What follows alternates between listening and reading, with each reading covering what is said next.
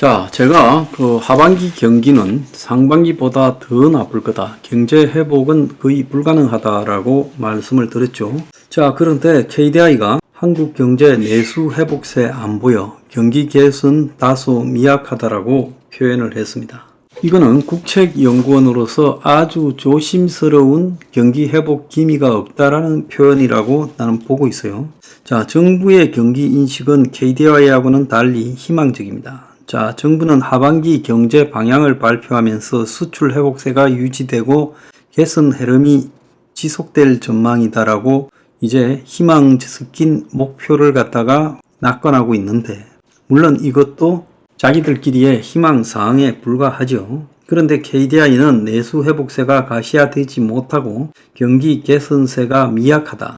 그래서 정부보다 훨씬 우려스럽게 언급을 하고 있어요. 특히 내수 부진 문제가 엄중하다. 그리고 고금리가 계속됨에 따라 내수 부진이 회복 대세를 보이지 못하고 있다라고 이야기하고, 그래서 금리 정책의 내수에 대한 파급의 시차를 고려해서 전체적인 통화 정책을 해야 된다라고 말을 하고, 내수 부진은 가계 기업의 빚 부담 증가로 이어지고 대출 연체율이 상승하고 소매 판매, 설비 투자, 건설 투자가 모두 감소세를 낳고 있다. 지정학적인 긴장도 지금 어려움 중에 하나다라고 말을 하고 있습니다.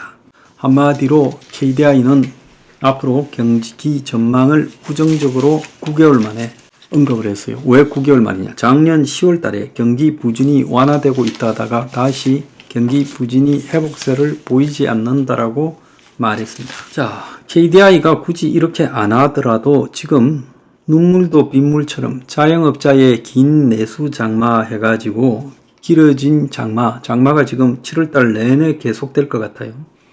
그래서 여름 한철 바캉스 경기에 기대어서 반짝 경기 회복을 기대했는데 예측 불허 장마가 2달간 이어지면서 숙박 음식업이 타격을 받고 건설업도 올스톱되고 식당 주인은 배달도 없어지고 고난의 7월이다.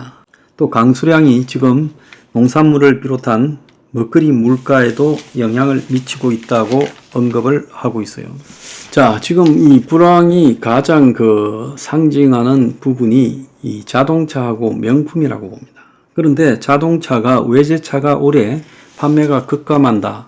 경차가 판매가 늘어나고 있다 했는데 이제 그 단계를 넘어가니까 너무나도 지독한 불황에 경차 판매도 11.8% 급감했다는 거예요.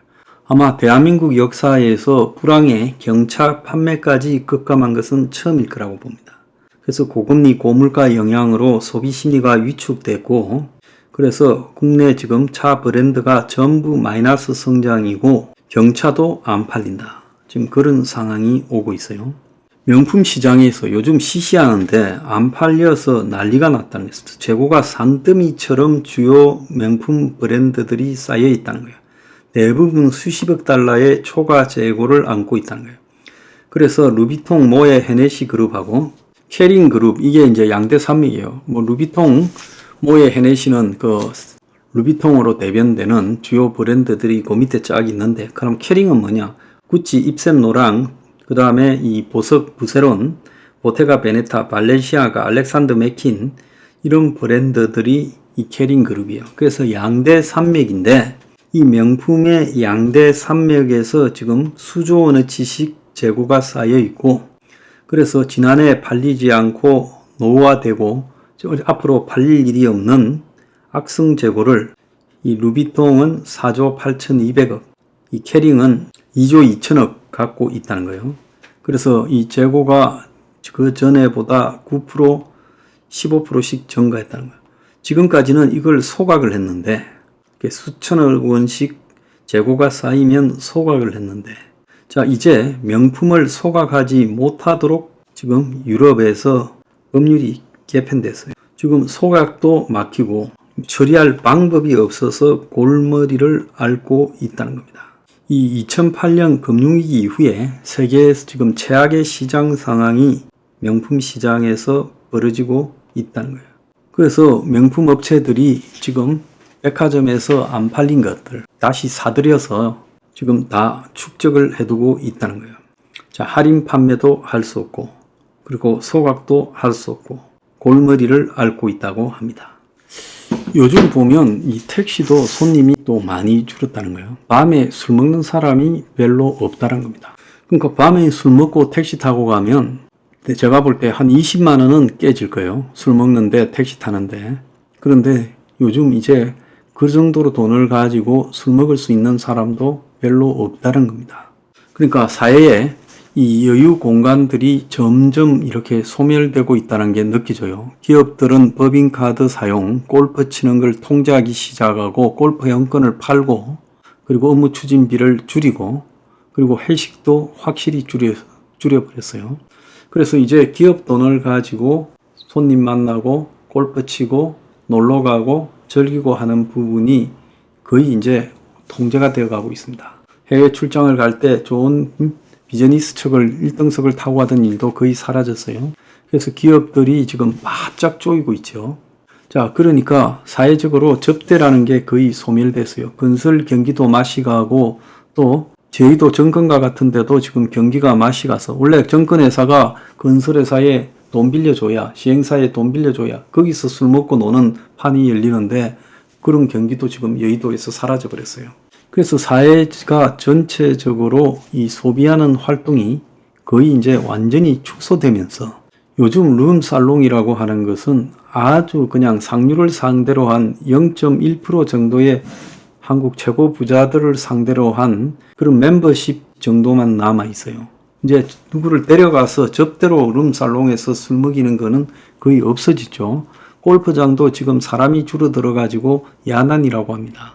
그래서 사회가 점점 이제 말라가고 있고, 그 속에서 먹고 마시는 일에 대해서 다들 꺼려하고 있고, 자, 그러다 보니까 완전히 이제 0.1%만을 상대하는 소수의 하이엔드와 그 다음에 나머지 99.9%를 상대로 하는 다수의 저가 시장이 열리는 쪽으로 가고 있다는 거예요.